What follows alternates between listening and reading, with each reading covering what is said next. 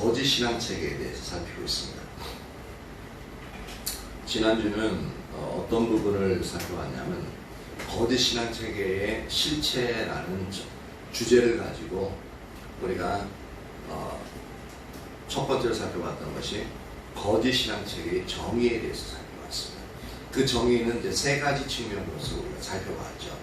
첫 번째는 뭐였냐면 거짓 신앙 체계는 교리가 잘못된 것을 말하는 것이 아니다라는 겁니다. 전적으로 교리가 옳으면서도 전적으로 거짓 신앙 체계 가운데 빠질 수 있다는 것. 이게 그래서 무서운 거예요.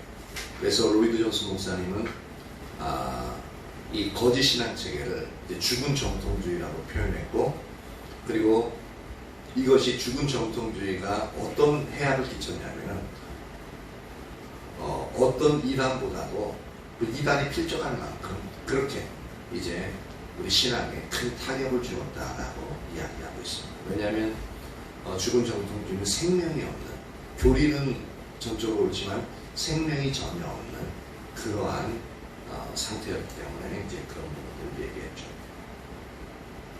두 번째로 우리가 거짓 신앙 체계를 또 한 측면으로 봤던 것이 거짓 신앙 체계는 신앙이 미성숙한 어린 상태를 말하는 게 아니다라는 겁니다.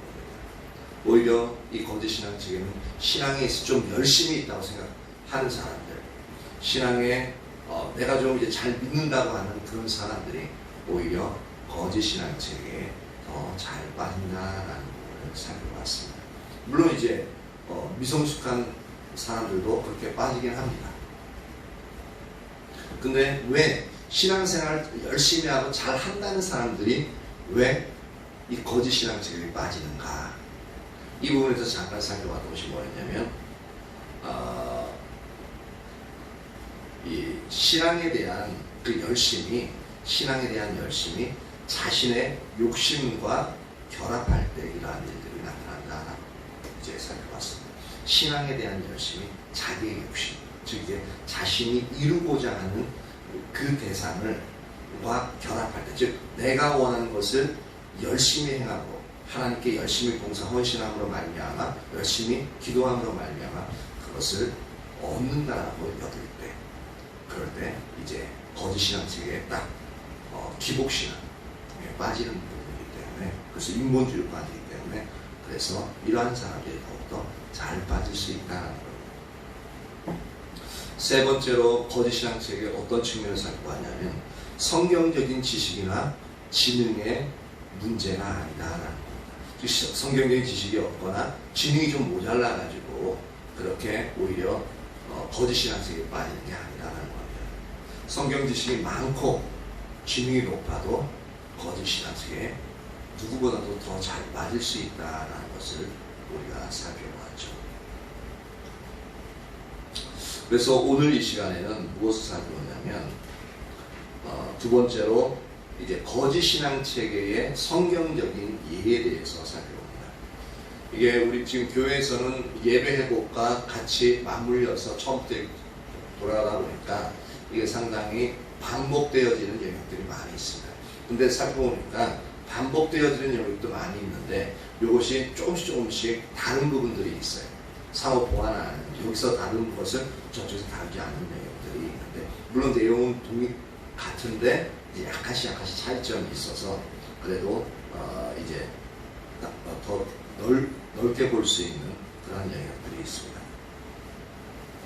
그래서 거짓 신앙 체계에 의해서 두 가지를 살펴볼 겁니다. 이사야 시대와 예수님 시대의 두 가지 예를 살펴보기 때문에 이사야서 1장 10절에서 15절을 봅니다. 우리가 워낙 이 구절을 많이 하긴 하는데 그래도 다시 한번 봅니다. 이사야서 1장 10절에서 15절입니다.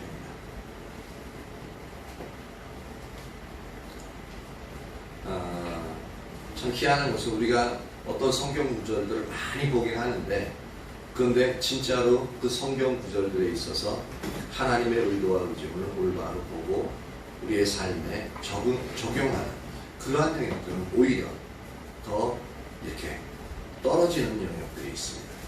그러니까 그 말씀을 온전히 알지 못하며 또한 그 말씀을 우리가 순종하지 않기 때문에 그런 부분에서 우리가 벗어날 수 있기를 축원합니다. 10절에서 15절 같이 한번 읽어볼까요? 자, 시작. 너희 소돔의 바람들아 여호와의 말씀을 들을지어다. 너희 고모라의 백성아 우리 하나님의 법에 귀를 기울일지어다. 여호와께서 말씀하시되 너희의 무수한 재물이 내게 무엇이 유익하뇨? 나는 순양의 번제와 살진 짐승의 기름에 배불렀고 나는 수송아지나 어린 양이나 순염소의 피를 기뻐하지 아니하노라. 너희가 내 앞에 보이오니 이것을 누가 너희에게 요구하였느냐? 내 마당만 밟을 뿐이니라. 헛된 재물을 다시 가져오지 말라. 분양은 내가 가증히 여기는 바요 월삭과 안식일과 대로 모이는 것도 그러하니 성회와 아울러 악을 행하는 것을 내가 견디지 못하겠노라. 내 마음이 너희의 월삭과 정한 절기를 싫어하나니 그것이 내게 무거운 짐이라. 내가 지기에 곤비하였느니라. 너희가 손을 펼 때에 내가 내 눈을 너희에게 가리고 너희가 많이 기도할지라도 내가 듣지 아니하리니 이는 너희 손에 피가 가득함이라. 이 이사야서 1장 10절 15절은 성경에 있어서 이제 레위기나 출애굽기 그리고 이사야서 전체를 이제 우리가 그 내용을 알지 못하면은 이 여기서 말하는 그 의미를 우리가 잘 모르는, 잘 알 수 없는 영역들이 여러 개 있습니다. 그래서 그런 부분들을 우리가 군데군데 이사야 어디 또는 이제 출애굽기 이제 어느 영역들 그러한 부분들을 이제 우리가 살펴볼 텐데 먼저 봅니다. 이제 먼저 첫 번째로 살펴볼 것은 이스라엘 백성들은 이제 율법에서 요구한 대로, 즉 성경이 요구하는 대로의 예배를 드렸다라는 것을 우리가 먼저 인식해야 됩니다. 이제 그러니까 우리가 무조건 이 구절 보면 이스라엘 이제 나쁜 사람들, 하나님의 뜻대로 예배를 드리지 않는 이제 나쁜 백성들이라고 선입관을 갖게끔 되어집니다. 근데 실제로는 이들은 성경대로, 성경이 요구하는 대로 이제 예배를 드렸던 것을 우리는 알아야 됩니다. 그래서 그 부분을 이제 한 네 부분을 통해서 살펴보려고 합니다. 첫 번째 11절에 봅니다.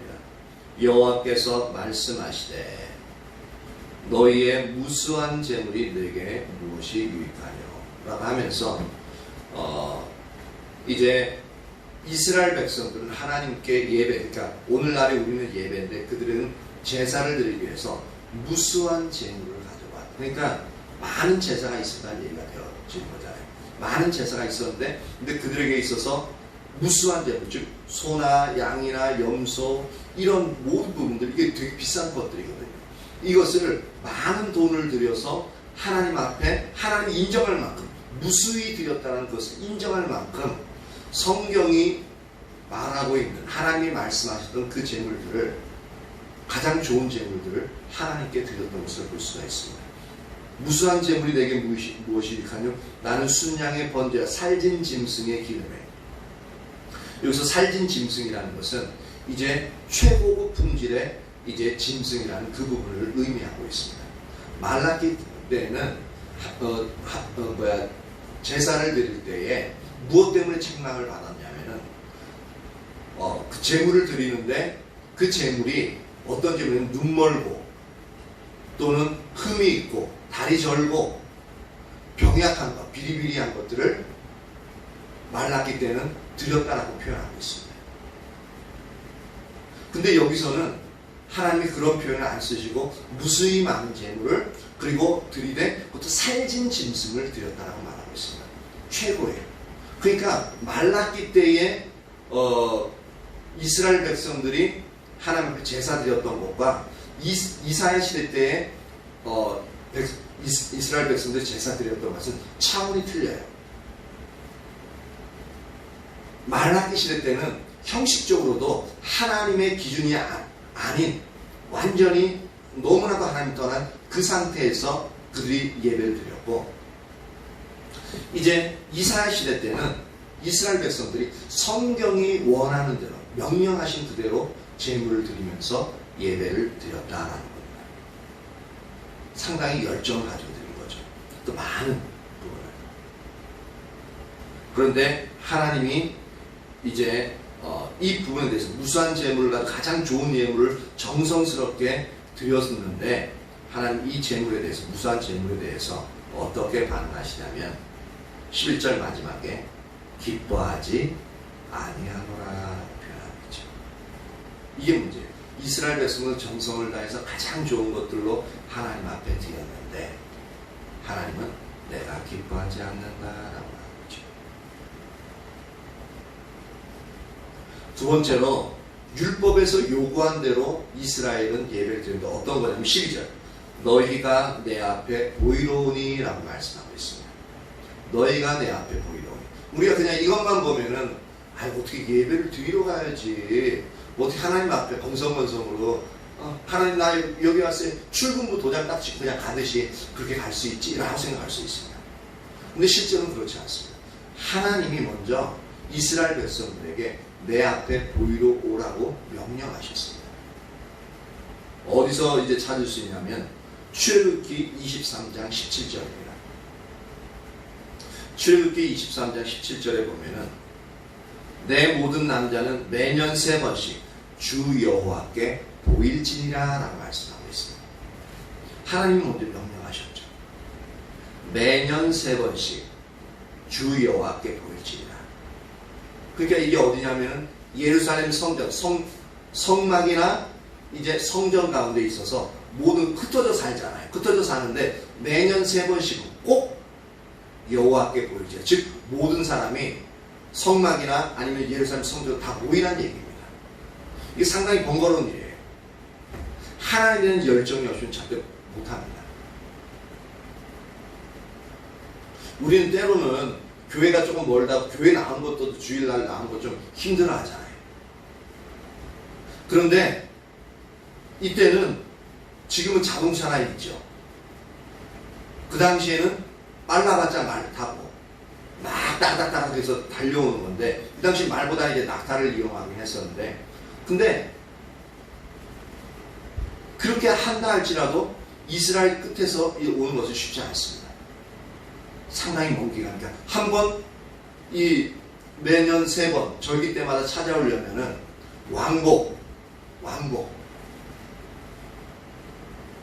오는데 한 몇 주, 한 2, 3주, 가는데 2, 3주에서 한 달 이상을 오고 가는데 소모를 해야 돼요. 그러니까 모든 걸 다 이렇게 모든 그러니까 자신의 사업이나 그런 것들을 다 내려놓고 왔다 갔다 해야 돼요. 이게 보통 일이 아닌 거예요. 근데 하나님 명령하신 매년 3번씩은 반드시 여호와 하나님께 보이러 나와라. 그것도 모든 남자는 이라고 표현하고 있습니다. 그리고 출애굽기 34장 23절 이렇게 얘기하고 있습니다. 너희의 모든 남자는 매년 3번씩 주 여호와 이스라엘의 하나님 앞에 보일지니라 하고 있는데, 매년 3번씩은 언제냐면은 6월절, 맥추절, 수장절, 오늘날로 말하면 이제 추수감사절입니다. 이렇게 매년 3번 보이라고 말씀하고 있습니다. 그러니까 이스라엘 백성들이 어떻게 해요? 12절에 너희가 내 앞에 보이로니 이렇게 말씀하시는 거예요. 이스라엘 백성들은 성경에서 하나님 말씀하신 대로 했어요, 안 했어요? 했죠. 근데 하나님은 마음에 안 든대요. 그러니까 이스라엘 백성들은 이거 들으면서 이사야가 예언할 때 전혀 이해는 못하는 거예요. 보위로 오라 그래가지고 모든 자신의 생업은 때려치우고 1년에 3번씩은 보위로 오는 거예요.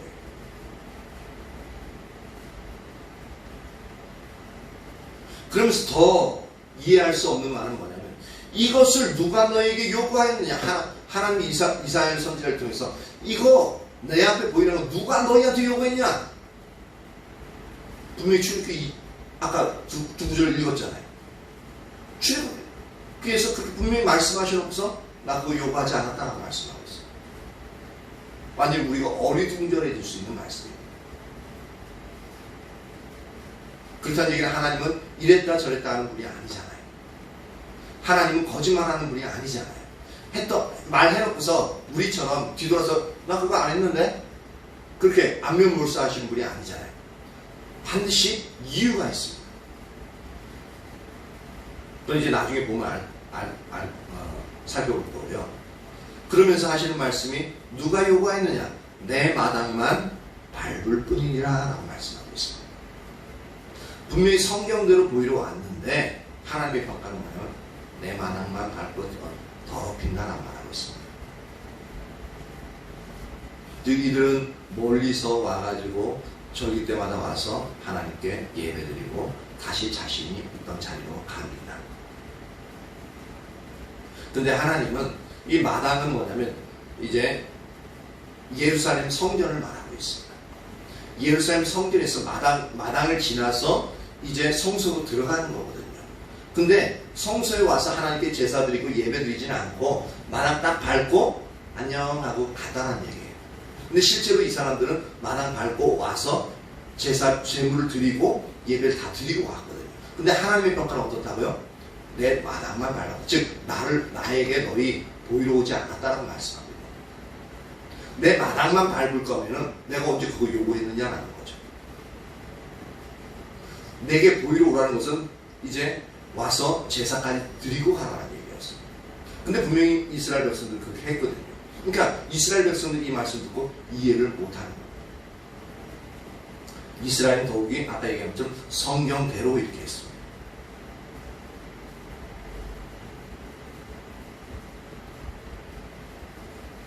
세 번째는 뭐냐면 13절에 보면 헛된 재물을 다시 가져오지 말라. 분양은 내가 가증에 미룬 바요. 월삭과 안식일과 대회로 모이는 것도 그러하니. 월삭, 안식일, 그리고 대회로 모이는 것. 이게 모두가 뭐냐면 성경이 즉 하나님이 이스라엘 백성들에게 하라고 명령하신 예배들입니다. 월삭, 안식일, 대회. 근데 이것도 어떻게 한다고요? 하나님이 받지 않는다고요. 왜 받지 않냐면은 성회와 아울러, 즉 월삭과 안식일과, 월삭은 이제 매달 1일날 이제 드리는 예배고, 안식일은 이제 매주마다 드리는 예배죠. 그리고 대회로 모이면서 어떤 특별한 부흥회나 아니면 이제 여러 가지 행사들이 있는 그 영역들을 말하고 있습니다. 그러니 이것을 왜 하나님이 원치 않냐면은 성회와 아울러 악을 행하는 것을 내가 견디지 못하겠다라고 말씀하고 있습니다. 분명히 월삭 안식일 대회로 모인 것은 하나님 명령하신 거고 좋은 거예요. 그리고 이스라엘 백성은 그대로 했습니다. 그런데 하나님은 너희가 그렇게 예배를 드리면서 동시에 악을 행했다. 그것을 나는 견디지 못하겠다라고 말씀하고 있습니다. 그러시면서 14절에 내 마음이 너희의 월삭과 정한 죄를 싫어한다라고 말씀하고 있습니다. 그것이 내게 무거운 짐이다라고 말씀하고 있습니다. 그러니까 이스라엘 백성들은 도대체 이해가 안 가요.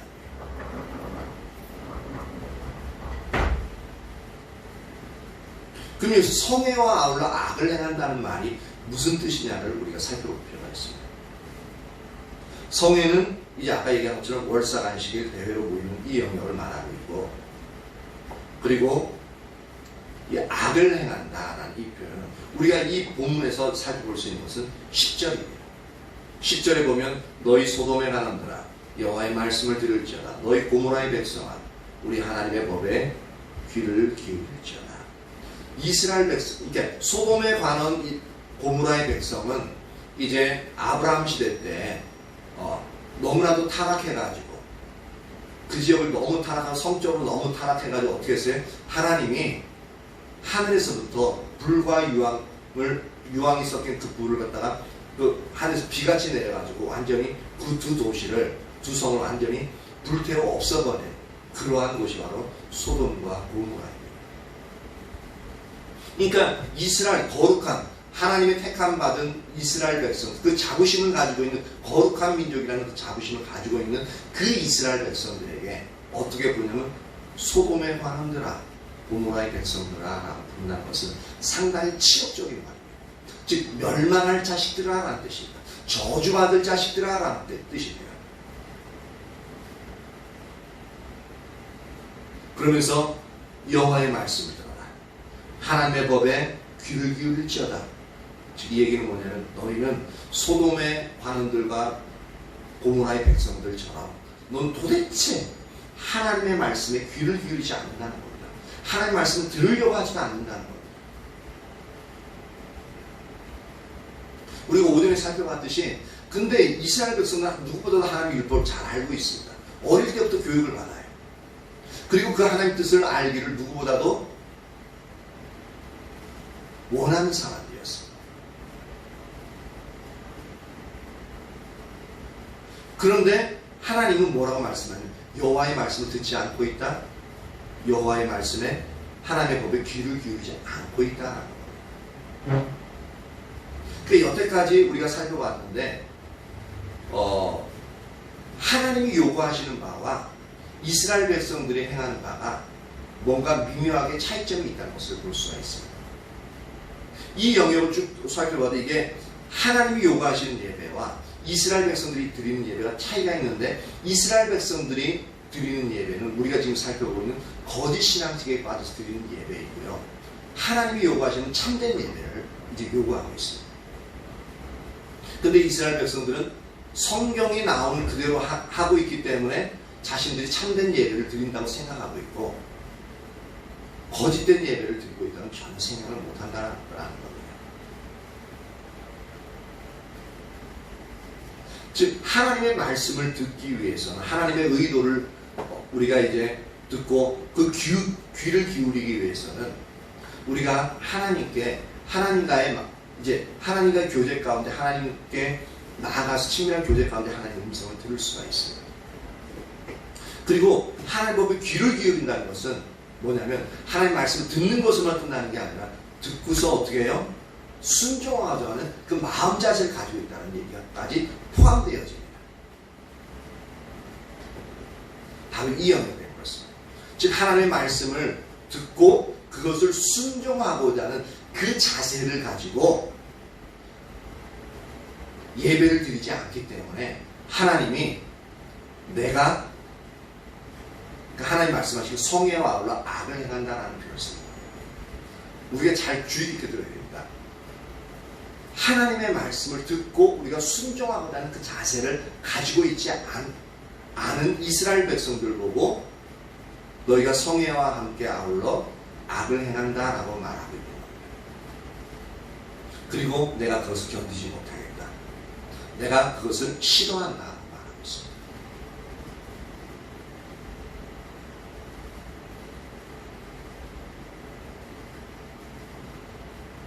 그리고 이스라엘 백성들이 율법이 요구한 대로 행한 부분 또 한 가지는 많이 기도했다는 겁니다. 15절 너희가 손을 펼 때 내가 내 눈을 너희에게서 가리고 너희가 많이 기도할지라도 내가 듣지 아니하리니 라고 말하고 있습니다. 분명히 많이 기도하는 것은 하나님이 요구하시는 바에 기도하라고 말씀하고 있습니다. 하나님 뜻이 이루어지도록 그리고 그들이 원하는 바들을 하나님께로부터 얻기 위해서 기도하라고 분명히 말씀하고 있습니다. 그래서 이들은 많이 기도했습니다. 그럼 많이 기도했으면 하나님 뜻대로 한 거잖아요. 그런데 이 말씀은 뭐냐면 너희가 기도해도 나 안 들을 거야 라고 말씀하고 있습니다. 그리고 하늘을 향해서 손을 펼 때 이거는 이제 이스라엘 백성들이 기도하기 전 단계로 하늘을 우러러보면서 손을 펴니다. 그러니까 하늘에 계신 하나님 바라보는 행위죠. 근데 기도를 딱 시작하려고 그러니까 하나님이 어떻게 해요? 내 눈을 너희에게서 가리고 그러니까 보지 않겠다는 얘기죠. 그리고 기도할 때 하나님 듣지 않겠다는 거예요. 왜 그러냐라는 거죠. 여기서 이는 너희의 손에 피가 가득하기 때문에 그렇다라고 말씀하고 있습니다. 너희의 손에 피가 가득하기 때문이다. 피가 가득하다는 것은 피를 손에 묻혔다는 얘기인데 근데 손에 피가 가득하다는 것은 많은 피를 묻혔다는 얘기잖아요. 그러니까 여기서 보면은 무수한 재물을 드릴 때 이제 막 소와 양을 잡을 때 피를 많이 흘리게끔 되어져 있거든요. 소나 염소나 양의 목을 따가지고 피를 받게끔 되어져 있습니다. 그러니까 그 가운데서 손에 피가 묻겠죠. 그러니까 그런 무수한 재물이 이제 손에 피가 많이 묻은 영역인데, 근데 이것을 우리가 손에 피가 많이 묻은 것이 어떤 건지 알 수가 없어요. 피가 묻었다 그러면 생명이 죽어나가는 거잖아요. 근데 이게 어떤 생명이 죽어나가는 거냐. 제가 말했던 부분은 이제 답을 알고 있기 때문에 그런 거고, 우리가 그냥 이 구절만 봐서는 손에 피가 많이 묻어, 아, 살인했나 보다 라고 생각할 수 있는, 그러니까 죄악을 저질렀나 보다, 아주 끔찍한 죄악을 저질렀나 보다 라고 상상할 수밖에 없습니다. 근데 너희 손에 피가 가득하다라는 것을 우리가 그것을 이제 알 수 있는 부분이 뭐냐면 이사야서 66장 3절을 봅니다. 이사야서 66장 3절.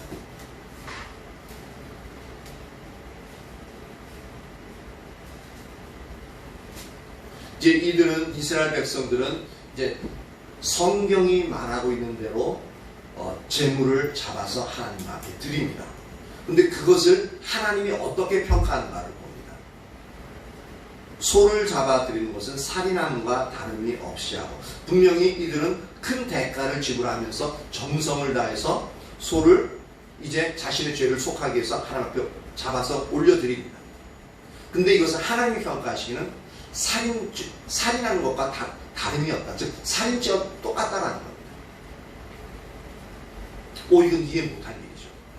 분명히 나는 하나님과 관계 회복을 위해서 소를 잡아드리는데 하나님은 어떻게 한다고요? 살인죄와 똑같다라고. 그러면서 손에 피가 가득 묻게 되어지겠죠. 그리고 어린 양으로 제사를 드리는 것은 개의 목을 꺾은 것과 다름없이 하며, 이건 부정한 동물, 어린 양을 아주 정성 다해서 하나님 앞에 드리는데 이것을 개의 목을 꺾는데, 개는 부정한 동물입니다. 오늘날에는 이제 귀여운 동물, 인간의 반려동물로 얘기하고 있는데 성경에서 말하는 개는 부정한 동물입니다. 근데 하나님께 드리는 제물을 개의 목을 꺾어서 하나님 앞에 드린대요. 상상할 수도 없는 거죠. 그만큼 하나님을 멸시한다는 거예요. 더 나아가서 하나님은 예물은 그 외에 이제 예물, 하나님 앞에 드리는 예물들은 돼지의 피와 다름이 없이 하고, 돼지의 피요, 나중에 이 알렉산더 군대나 로마 군대들이 나중에 이제 예루살렘을 이제 점령했을 때 그 예루살렘 성전을 더럽히기 위해서 뭘 뿌린 줄 아세요? 돼지 피를 뿌렸습니다. 완전 신성 모독입니다. 근데 하나님께 정성을 다해서 드리는 예물을 하나님이 뭐라고 평가하시냐면 그것은 돼지의 피와 다름이 없이 너희가 나에게 주고 그렇게 나를 멸시하고 모독하고 있다고 말씀합니다. 완전히 틀려요. 이스라엘 백성 정성을 다해서 비싼 대가를 지불하면서 하는데 하나님은 살인했다, 부정한 동물로 이렇게 들으면서 나를 멸시했다, 그리고 돼지 피를 들였다, 나를 모독하고 있다, 나를 멸시하고 있다라고 말씀합니다. 더욱더 나은 것은 분향하는 것은 우상을 찬송함과 다름이 없이 행하고 있다. 분향은 하나님 앞에 이게 지성소에서, 성소에서 이제 지성소로 들어가기 전에 이제 분향단이 있어가지고 거기에 향을 피워가지고 딱 하면은 거기서 이제 그렇게 하나님 앞에 귀하게 드리는 제사인데 그것도 상당히 비싸거든요. 근데 그것을 하나님 뭐라고 하냐면 우상을 찬송함과 다름이 없이 한다. 이건 상상이 안 가는 부분입니다. 분명히 하나님이 원하시는 대로 했는데 우상을 찬송하는 거다.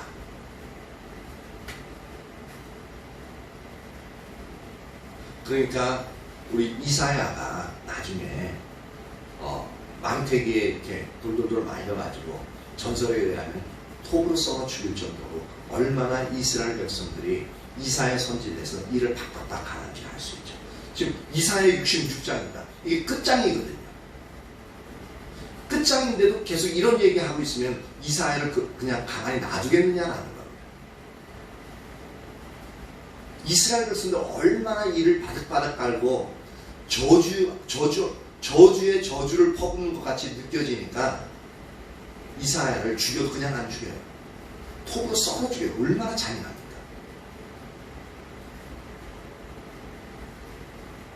그만큼 이사야 선지자를 통해서 말씀하신 그 하나님의 의도를 전혀 이스라엘 백성들은 파악하지 못했다는 거예요. 근데 이 이유가 하나님이 이렇게 재물을 대해서 이렇게 평가하시는 게 뭐냐면 그 다음 구절 보면 그들은 자기의 길을 택하며 그들의 마음은 가증한 것을 기뻐한다. 바로 요것 때문에 그렇습니다. 아까 전에 이사야서 1장 10절에 여호와의 말씀을 들을지어다 내 하나님 법에 귀를 기울일지어다 라고 말하고 있잖아요. 그것은 하나님의 법, 하나님의 말씀은 하나님의 길을 따르는, 하나님의 목적을 따르는 말씀들입니다. 그런데 그것을 듣지 않는다라고 얘기하고 있죠. 듣지 않는다고 하시면서 뭐냐면 여기서는 왜 하나님이 그것을 싫어하시냐면 자기의 길을 택한다. 그러니까 하나님이 말씀하셔도 그냥 한 귀로 듣고 한 귀로 흘려버려요. 지식적으로는 알지만 한 귀로 듣고 한 귀로 흘려버리고 결국은 어떻게 하냐면 자기의 길을 선택하는 겁니다. 내가 원하는 대로, 내가 기뻐하는 대로 그 선택하고 나간다는 겁니다. 내 마음대로. 그리고 그들의 마음은 그들의 마음, 이스라엘 백성들의 마음은 가증한 것을 기뻐한대요. 세상적인 것, 하나님 없는 것, 쾌락감, 또는 하나님이 싫어하는 것들, 세상에서 우리에게 유혹하는 그것들을 선택한다라고 말하고 있습니다. 마음이 그것, 우리의 마음이 그것을 기뻐한다는 겁니다. 바로 이것 때문에 자기의 길을 택하고 세상의 유혹에 따라서 그걸 선택해서 가는 거예요. 이것 때문에 우리가 정성을 다해서 온갖 큰 희생을 다로 성경이 원하는 대로 예배를 드렸음에도 불구하고 하나님은 이렇게 평가하십니다.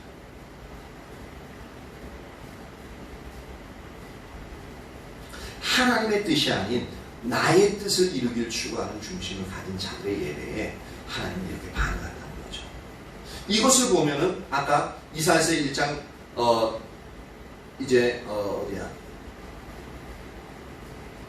1장 13절에 돌아오면 왜 하나님이 그러하니 성회와 아울러 악을 행하는 것을 내가 견디지 못하겠노라. 내가 너희의 월삭과 정한 정을 싫어하는 그것은 내게 무거운 짐이라. 그 15절에 이는 너희의 손에 피가 가득함이라. 왜 이 말씀을 하시는지 이제는 알 수 있죠. 우리가 하나님의 말씀대로 하나님의 기준대로 살지 않고 내 뜻대로 살아가는 것 그렇게 별로 심각하게 여기지 않아요. 그냥 그것이 좀 잘못했다, 좀 하나님 뜻에 어긋난다, 그게 큰 죄가 아니다라고 생각할 경우가 많이 있습니다. 우린 대부분 그렇게 생각해요. 근데 하나님은 그걸 가지고 엄청나게 반응하시고, 지금 우리가 성경을 좀 살펴봤잖아요. 근데 이사야 시대 때는 그것을 전혀 돌이키지도 않고 깨닫지도 못한 것 말미암아 이사야 선지자는 완전히 썩어죽이는, 톱으로 썩어죽이는 그러한 일들을 행하기까지 엄청난 완악함을 가지고 그렇게 죄악으로 나아갔습니다. 그러니까 이들이 많이 기도했다라고 1장 15절에 말씀했을 때 그럼 어떤 것을 많이 기도했겠느냐를 이제는 우리가 추측해 볼 수 있죠. 과연 하나님의 뜻이, 하나님의 말씀대로 말씀하신 것을 하나님 뜻대로 이루어지도록 그걸 기도했겠느냐라는 겁니다. 그것을 많이 기도했겠느냐라는 겁니다. 전혀 아닙니다. 이들은 자기가 원하는 것을 자기가 원하는 방식대로 이루어지기를 하나님 앞에 요구했다라는 겁니다. 그러니까 하나님이 눈을 가리고 그 기도 소리를 듣지 않겠다는 말씀입니다. 이게 바로 거짓 신앙체계에 빠진, 여기 거짓 신앙체계라는 말은 단 한마디도 없는데 거짓 신앙체계에 빠진 이스라엘 백성들의 예를 철저하게 볼 수가 있습니다.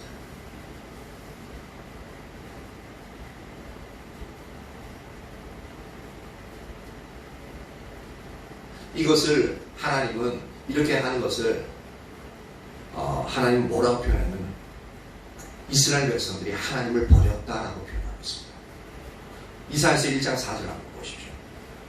1장 4절 슬프다 범죄한 나라여 허물진 백성이여 행악의 종자여 행위가 부패한 자식이로다. 그들이 여호와를 버리며 이스라엘의 거룩하신 이를 만요리 여겨 멀리하고 물러갔도다.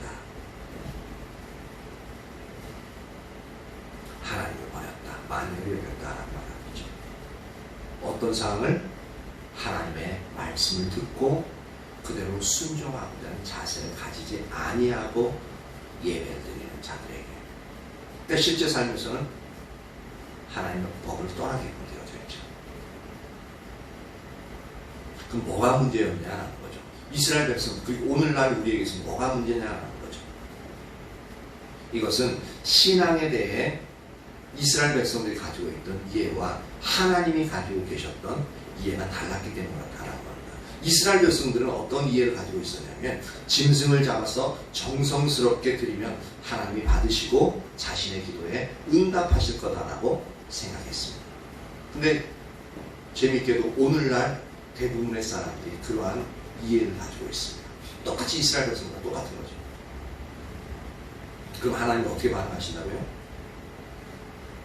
그리고 하나님은 신앙에 대해서 어떠한 이해를 가지고 있었냐면 아무리 성회를 드린다 할지라도 하나님의 말씀을 듣고 순종하려고 하지 않으면 그 자체가 죄라고 말씀하고 있는 겁니다. 즉 이스라엘 백성들 그리고 오늘날 우리들은 신앙에 대한 잘못된 이해를 가지고 있다는 겁니다. 그래서 이스라엘 백성들은 자신의 관점에서는 그 누구보다도 신앙생활을 잘한다고 생각했는데 반대로 하나님의 관점에서는 그들은 하나님과 전혀 상관없는 삶을 살고 있었던 것을 우리가 볼 수 있습니다. 이 점에 있어서는 우리 중 그 누구도 예외가 될 수 없죠. 바로 신앙에 대한 잘못된 이해, 그것이 바로 거짓 신앙책이기 때문에 그렇습니다. 그리고 거짓 신앙체계의 두 번째는 예수님 시대 때 바리새인들을 보면 알 수 있습니다. 거짓 신앙체계의 실체를 볼 수 있는 또 하나의 좋은 예가 뭐냐면 예수님 시대의 바리새인들인데요. 바리새인들은 누구보다도 철저하게 안식일을 지키고요. 누구보다도 11조를 정확하게 드렸고요. 그리고 성경을 연구했고 금식하고 기도하고 전통적으로 내려온 율법을 지켰습니다. 그래서 그들은 당연히 그 누구보다도 하나님을 더 잘 알고 하나님을 더 사랑하며 하나님의 말씀을 더 잘 믿는다고 생각했죠. 그런데 예수님께서는 정반대로 말씀하신 것을 우리가 알고 있습니다. 다시 요한복음 5장으로 넘어갑니다. 요한복음 5장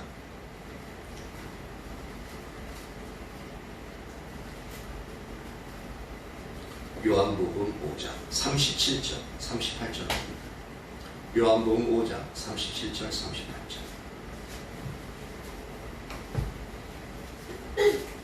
37, 38 같이 한번 읽어봅니다. 시작. 또한 나를 보내신 아버지께서 친히 나를 위하여 증언하셨느니라. 너희는 아무 때에도 그 음성을 듣지 못하였고 그 형상을 보지 못하였으며 그 말씀이 너희 속에 거하지 아니하니 이는 그가 보내신 이를 믿지 아니함이라. 여기 보면 이제 바리새인들은 그 누구보다도 자신 하나님을 더 잘 안다라고 표현했는데 여기서 이 37, 38절 너희는 전혀 하나님을 몰라라는 표현이에요. 근데 여기 보면 하나님 몰라라는 표현 그 단어가 전혀 없잖아요. 그럼 무슨 근거로 그렇게 얘기하느냐라는 거죠. 봅니다. 중간쯤에 보면 너희는 아무 때에도 라는 표현을 하고 있습니다. 아무 때에도는 전혀라는 뜻입니다. 전혀. 너희들은 전혀 그 음성, 즉 하나님의 음성을 듣지 못했다는 말하고 있는 거예요. 그러니까 이게 여기서 헬라어로는 과거형으로 쓰여져 있습니다. 그래서 과거의 어느 한 시점이라도 너희는 한 번도 하나님의 음성을 듣지 못했다는 말하고 있습니다. 하나님의 음성을 듣는 것은 하나님의 친밀한 교제 가운데 하나님의 의도를 우리에게 알려주시는 영역입니다. 그래서 하나님의 음성을 듣는다는 것은 뭐냐면 하나님의 의도와 의중을 알게 되는 거죠. 그렇죠? 하나님 마음속에 있는 하나님의 의도와 의중을 알게 되는 겁니다. 그리고 두 번째로 너희는 그 아무 때에도 즉 전혀 그 형상을 보지 못하였으며 말하고 있습니다. 그 형상 하나님이 우리처럼 나타난 신선특강을 뻥 하고 나타나가지고 나는 너를 구원하신 여호와라 그렇게 말하는 게 아니라 형상이라는 것은 여기서 하나님의 영광을 의미하고 있습니다. 하나님의 영광, 하나님의 또한 성품을 말하고 있는데 그 형상, 하나님의 영광을 보고 또는 하나님의 성품을 경험하다 보면 어떻게 되어져요? 그 하나님을 알게 되어지죠. 하나님이 어떤 분이라는 것을. 너무나도 아름답고 너무나도 거룩하고 너무나도 존귀한 분, 하나님 나를 사랑하시는 분이라는 것을, 하나님의 영광을 경험하면 경험할수록, 하나님의 영광을 보면 볼수록 하나님에 관해서, 하나님에 대해서 우리가 경험적으로 개인적으로 알게 되어집니다. 그런데 바리새인들은 그 어느 때도, 과거의 어느 때에도, 이것도 과거형을 써야 되는데 어느 때에도 한 번도 그 하나님을 만나본 적이 없다는 겁니다. 즉 이 말은 뭐라고요? 하나님을 만나본 적이 없기 때문에, 하나님의 영광을 본 적이 없기 때문에 하나님이 어떠한 분인지 알지 못한다는 겁니다. 이 두 구절을 조합해 보면 어떻게 해요? 그들은 어느 때에도 하나님의 의도와 의중을 알지도 못했고 하나님의 어떠한 분인지 알지도 못했다는 겁니다. 그러니까 다시 말하면 이걸 조합하면 어떻게 되어져요? 너희는 하나님을 전혀 알지 못해 라는 말이 되어지는 겁니다. 그러면서 38절에, 이제 38절은 현재형으로 쓰여지고 있는데 헬라어에는 이제 이유를 나타내는 접속사 가르가 들어갑니다. 왜냐하면 그로 인해서 이제 이 두 가지 아무 때도 하나님 음성을 듣지 못했고 아무 때도 하나님 음성을 보지 못했기 때문에 너희가 현재 어떤 상황이냐면은 그 말씀이, 즉 하나님의 말씀이 너희 속에 거하지 아니하고 있다라고 말하고 있습니다. 즉 이 말이 뭡니까? A와 B, 그러니까 하나님의 음성을 듣고 하나님의 형상을 이제 보게끔 되어지면 어떤 부분이 되어지냐면 하나님의 말씀이 우리 속에 거하게 되어진다는 얘기 되어집니다. 그러니까 하나님의 음성을 들어서 하나님의 뜻을 알고, 그리고 하나님의 영광을 봄으로 말미암아 하나님의 어떤 분인지 알게끔 되어지면 우리 속에 하나님의 말씀이 거하게끔 되어진다. 즉 뭐냐면 하나님의 말씀이 우리 속에 거한다는 것은 우리가 어떤 말씀을 누가 어른이나 다른 사람이 시킨, 만약 부탁이나 어떤 말을 시킨 게 있는데 그것을 우리 마음에 이제 우리가 유념하고 있으면 그것을 반드시 잊지 않고 그것을 행하게끔 되었습니다. 제가 이제 저희 아버지가 뭐 좀 심부름 시키면은 항상 가다 보면 많은 경우는 잊어먹을 때가 많아요. 왜냐면 이것저것 하다 보면은 그걸 들은 즉시 즉각 하는 상관이 없는데, 그렇지 않고 이것저것 하다 보면은 잊어먹고, 그러면 그 집에 가면 너 이거 좀 해왔냐? 그러면 아이고 아버지 죄송해요. 제가 깜빡 잊어먹었네. 너는 왜 내 말을 귀담아 안 듣냐라고 말씀하시거든요. 만약에 제 마음에 그 무엇보다 중요하다고 생각하고 그 아버지의 말씀을 생각하고 마음에 담아두었다면 어떻게 할까요? 다른 여러 가지가 있다 할지라도 그것을 가장 우선적으로 해야 할 겁니다. 물론 이제 좀 세월이 지나가도 깜빡깜빡하는 부분도 있긴 있지만 바로 그런 부분이에요. 하나님의 의도와 의중을 알고 하나님의 영광을 보고 하나님 뜻대로 하나님을 알면 알수록 우리의 마음속에 그렇게 되어지면 현재 우리의 마음속에는 하나님이 말씀하신 그 말씀을 우리 속에 담아두게 될 거라는 겁니다. 즉 뭐냐면 우리의 마음에 하나님의 말씀을 담아두고 그 말씀을 순종하고자 할 거라는 얘기입니다.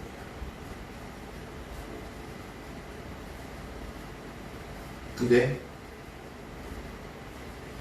그 종교 지도자인 바리새인들은 이게 없다는 겁니다. 즉 하나님을 전혀 알지 못하기 때문에 너희는 하나님 말씀에 순종하고자 하지 않는다라고 얘기하고 있습니다. 그러니까 너희는 하나님 전혀 몰라라고 말하고 있는 거죠. 하나님 누구보다 잘 안다고 자부하는 사람들에게. 그리고 42절을 봅니다.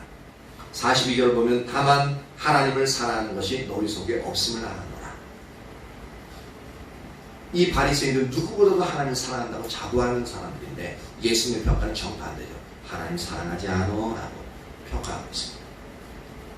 그리고 46절에 보면 모세를 믿었더라면 또 나를 믿었으니 이는 왜냐하면 그가 내게 대하여 기록하였습니다. 즉 뭐냐면 모세 오경을 보면은 오실 메시아에 대해서 기록하고 있다는 겁니다. 그래서 이 모세 오경을 진짜로 믿었다면, 이 말씀을 진짜로 믿었다면 너희가 나를 거부하지 않았을 거라는 겁니다.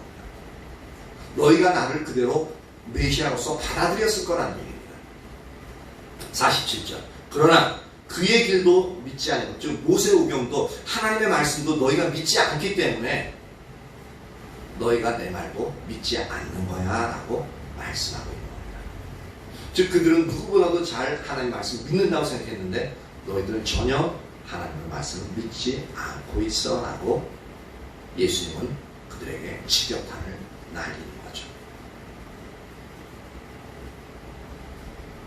즉 그들은 하나님을 아는 것, 하나님을 사랑하는 것, 하나님의 말씀을 믿는 것 등 신앙의 가장 기본적인 것부터 그릇된 이해를 가지고 있었죠.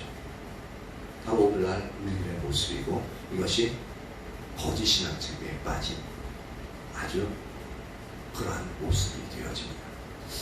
오늘 여기까지 살펴보는데 우리에게 있어서 우리와 동일한 모습은 없는가 한번 살펴보십시오. 나와 동일한 부분은 없는가? 근데 살펴보면요, 우리와 이스라엘 백성들과 동일한 부분이 너무 많습니다. 그렇다는 얘기 뭐예요? 나도 거짓 신앙제에 빠져있고 또한 하나님의 평가가 그런 자들에게 어떤 평가가 있었습니까? 아주 듣기에도 소름 돋는 그러한 하나님의 평가들이 있었죠.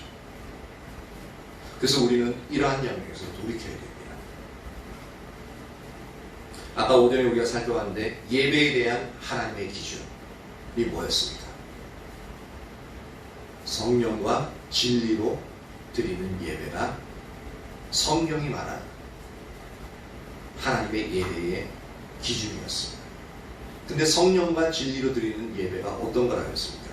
성령의 임재 가운데서 성령님의 인도하심을 따라 드리는 예배이며 그리고 그 가운데서 하나님의 의도와 의중에 따라서 선포되어지는 그 말씀을 이제 개인적으로는 그 말씀을 이제 순종하자는 자세를 가지고 드리는 것. 이게 바로 성령과 진리로 드리는 예배라고 했습니다. 아까 전에 이사야서 1장 10절에 보면 그들은 여호와의 말씀을 듣지 않았다고 표현하고 있죠. 순종하지 않았다라고. 그러니까 성령과 진리로 드리는 예배 가운데 그 부분이 이제 부적격되어지니까 하나님 그렇게 진노하시는 거예요. 저와 여러분에게 있어서 오전과 저녁에서 계속 똑같은 말들이 반복적으로 들려오는데 이것을 우리가 들어야 되고 광인시켜야 되는 영역들이 있기 때문에 그렇습니다. 그래서 저와 여러분에게 이 부분이 선명하게 비추어지고 그리고 우리는 이제 하나님의